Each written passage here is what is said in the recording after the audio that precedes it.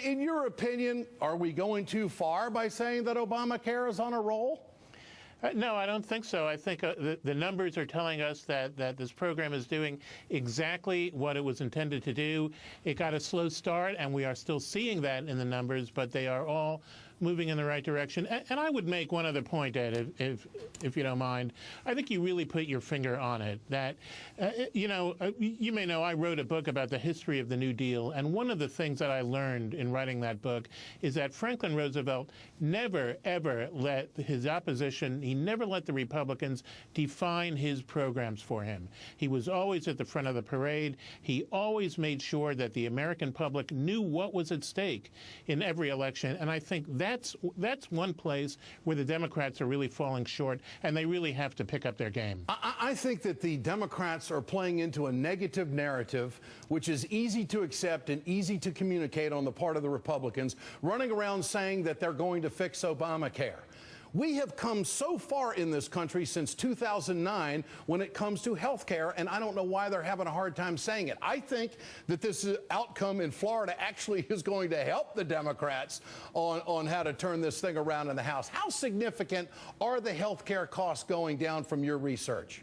Well, look, the fact that Goldman Sachs, as you pointed out, has come up with these numbers showing that the trend line in healthcare costs is reversing, that is major stuff. I mean, that trend line has been going up for decades now. There's no question that the Affordable Care Act has had a major effect on it, and it's going to continue to have an effect year after year. So I think that's very important. That's one of the points that the Democrats have to keep making, that they are bending the cost curve, that they're bringing costs down, and they are making health care and health insurance much more affordable for millions and millions of Americans. You used the figure up to 13 million Americans have signed up through the exchanges or have joined their parents' health care or have signed up through Medicaid. This is a major change in the profile of the uninsured American. Well, I predicted 5 million people are going to sign up by the end of this month. We're closing in on that number.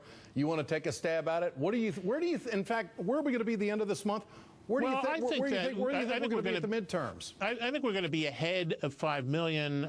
We may not quite make it to 6 million, which is the current target, but it's going to be a lot more than it is today.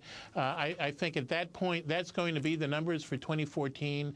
But the CBO, the Congressional Budget Office, says we're going to move into the following years. We're going to see 25 million people a year signing up for health insurance, getting access for health insurance in a way they never had before, year after year. Michael Hiltzik, LA Times. Great to have you with us tonight. Thanks so much.